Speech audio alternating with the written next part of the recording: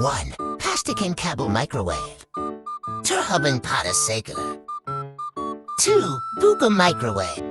3. Masukkan makanan ikan. Dipanaskan. 4. Tutup microwave.